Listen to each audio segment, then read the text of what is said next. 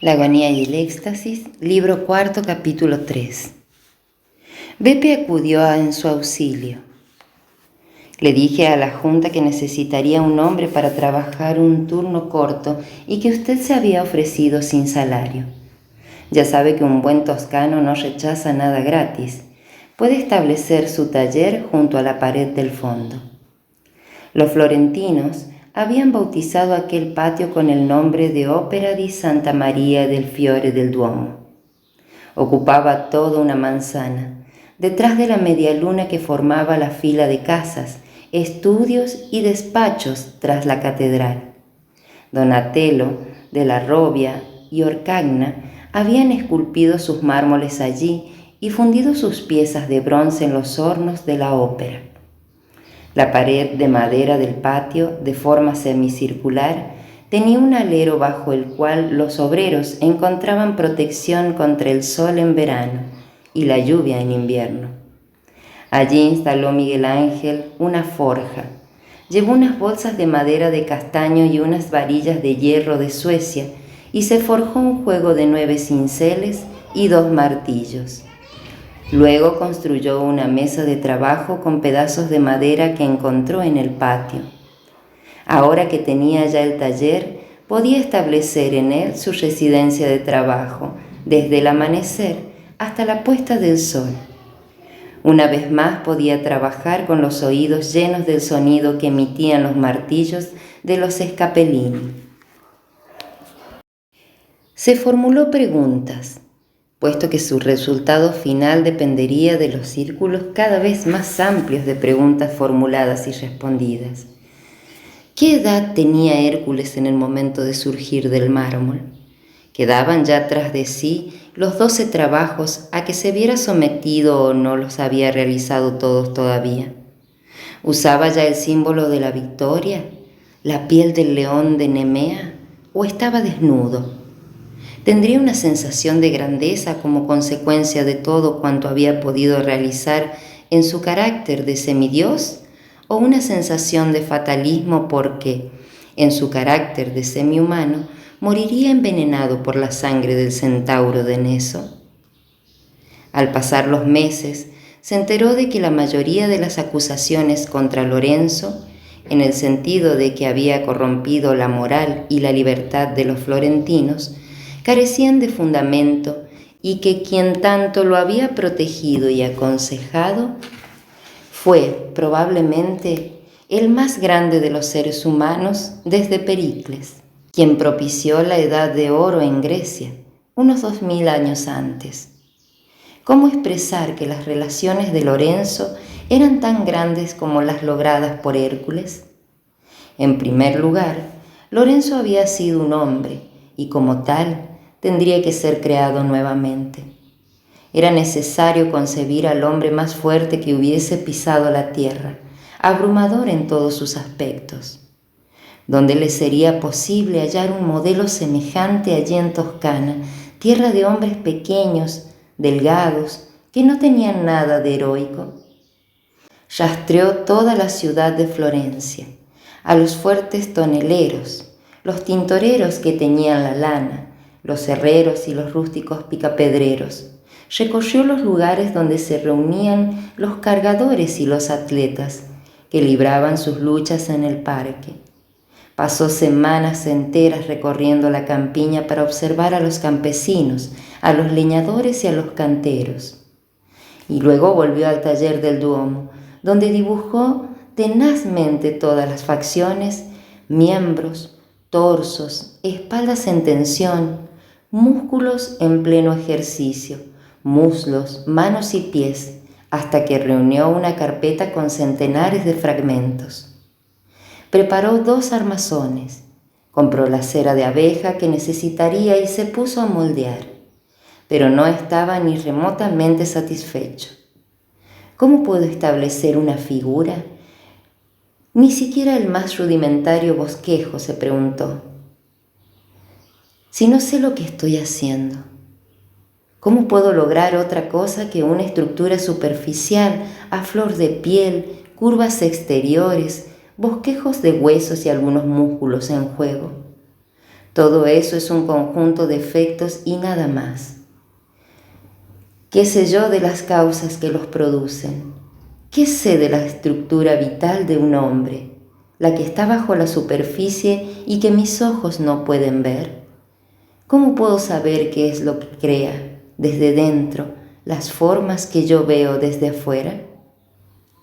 Estas preguntas se las había formulado ya algún tiempo atrás a su maestro Bertoldo, y ahora ya conocía la respuesta, la única respuesta que estaba sepultada dentro de sí mismo desde hacía mucho. No había escapatoria posible. Jamás podría llegar a ser ni siquiera parte del escultor que pretendía ser, si no se preparaba debidamente por medio de la disección, si no estudiaba todos los componentes del cuerpo humano y la función exacta que cada uno de ellos cumplía, y cómo alcanzaban sus fines, las interrelaciones que existían entre todas las partes, huesos, sangre, cerebro, músculos, tendones, piel, órganos, intestinos. Las estatuas completas, capaces de ser observadas desde todos los ángulos, tenían que ser eso, completas. Un escultor no podría crear movimientos sin percibir primero su causa, no podría reproducir una tensión, un conflicto, un drama, un esfuerzo o potencia, a no ser que viese todas las fibras y sustancias en movimiento dentro del cuerpo que originaban esa potencia y ese impulso. En una palabra, tenía que aprender anatomía. ¿Pero cómo? ¿Debía estudiar cirugía? Para eso se necesitaban años, y aunque decidiese seguir aquella larga carrera, ¿de qué le serviría disecar 1 o 2 cuerpos masculinos al año con un grupo de estudiantes autorizados para hacerlo en la Piazza della Signoria? No, tenía que haber otro medio para practicar o por lo menos presenciar muy de cerca una disección. Recordó que Marsilio Ficino era hijo del médico que había asistido siempre a Cosimo de Medici y decidió ir a verlo. Partió rumbo a Careggi, a la villa de Ficino, con el propósito de exponerle el problema a que estaba abocado. El sabio, que ya tenía cerca de 70 años, trabajaba incansablemente día y noche en su biblioteca, llena de manuscritos, con la esperanza de completar su comentario sobre Diosino el Areopagita. No bien se encontró ante el brillante anciano, Miguel Ángel le expuso sin ambajes el motivo de su visita y luego le preguntó: ¿sabe usted si alguien practica actualmente la disección? De ninguna manera. ¿Ignora acaso el castigo que se impone a toda persona que viola un cadáver? ¿Destierro por toda la vida? No, amigo mío, la muerte. Después de un silencio, Miguel Ángel inquirió: ¿y si uno estuviera dispuesto a correr ese riesgo, cómo podría hacer para diseccionar? Aterrado, Ficino exclamó, alzando los brazos: mi querido amigo, ¿cuántas veces le parece que podría salir airoso? Lo sorprenderían con el cadáver mutilado y sería ahorcado y colgado de una de las ventanas del 3er piso del Palazzo della Signoria. El problema no se apartaba un solo instante de su mente. ¿Dónde podría encontrar cadáveres disponibles? Los muertos de las familias ricas eran sepultados en las tumbas familiares. Los de las familias de la clase media se veían sometidos siempre a los ritos religiosos. ¿Qué muertos de Florencia estaban vigilados? ¿Qué cadáveres no tenían a nadie que los reclamase? Únicamente los de los muy pobres, los que morían sin familia, los mendigos que llenaban los caminos de toda Italia. Esos eran llevados a hospitales cuando estaban enfermos. ¿A qué hospitales? A los que pertenecían a las iglesias, donde las camas eran gratuitas, y la iglesia que poseía el hospital de caridad más grande era la que tenía también las más espaciosas salas hospitalarias para huéspedes. Santo Espíritu, donde conocía. no solamente al prior, sino todos los corredores, la biblioteca, los jardines, el hospital y los claustros. ¿Podría pedirle al prior Bicellini los cadáveres que nadie reclamase? Si el prior era descubierto, le ocurriría algo peor que la muerte. Sería expulsado de la orden y excomulgado. No obstante, se trataba de un hombre valiente, que no temía poder o fuerza alguna de la tierra siempre que no se ofendiese a Dios. Aquellos agustinos, cuando creían obrar bien, no sabían lo que era el miedo. Además, ¿qué podía alcanzarse en la vida sin riesgo? ¿Acaso un italiano de Génova no había navegado aquel mismo año con 3 pequeñas carabelas sobre el Atlántico, de donde se le había dicho que caería al vacío para buscar una nueva ruta a la India? Si el prior estaba dispuesto a aceptar el riesgo, ¿podría él, Miguel Ángel, ser tan egoísta como para pedírselo? ¿Justificaría el fin semejante riesgo? Pasó unos días poseído de una enorme agitación y unas noches insomne antes de llegar a una decisión. Iría a ver al prior Bicellini con una petición honrada y franca, revelándole con entera sinceridad lo que quería y necesitaba. No lo insultaría adoptando una actitud solapada, pero antes de decidirse a hablar con el prior, tenía que conocer con precisión en qué forma llevaría a cabo su plan. Vagó por Santo Espíritu.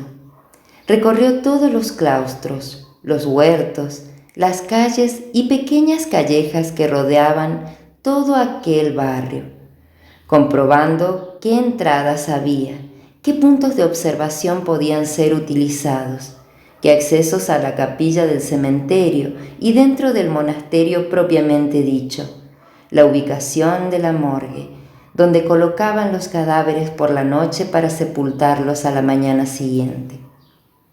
Trazó la ruta por la que podía penetrar sin ser visto, utilizando la portada posterior que daba a la vía Mafia, para dirigirse por los jardines y corredores a la morgue.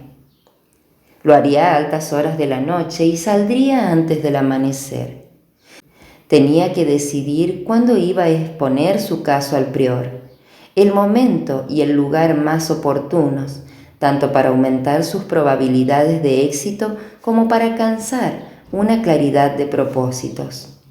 El lugar donde debía hacer frente al prior era, indudablemente, su despacho, entre sus libros y manuscritos.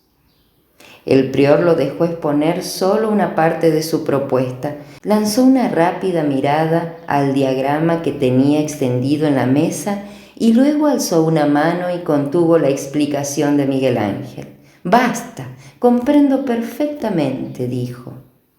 «No hablemos nunca más de este asunto. No me lo has expuesto».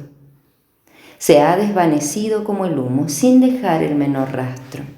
Aturdido por la rapidez del rechazo, Miguel Ángel reunió los mapas que había bosquejado y sin saber cómo, se encontró en la Piazza Santo Espíritu, consciente tan solo de que acababa de poner a su amigo en una situación intolerable. El prior no quería verlo más. A la iglesia podía ir, porque pertenecía a todos, pero no a los claustros. Había perdido todos los privilegios que le había otorgado su noble amigo. Caminó por las calles y se sentó confundido frente a su bloque de mármol. ¿Qué derecho tenía él a esculpir un Hércules, a intentar la interpretación de la figura favorita de Lorenzo? Se pasó los dedos por el fracturado hueso de la nariz como si ésta le doliese por primera vez. Estaba desolado.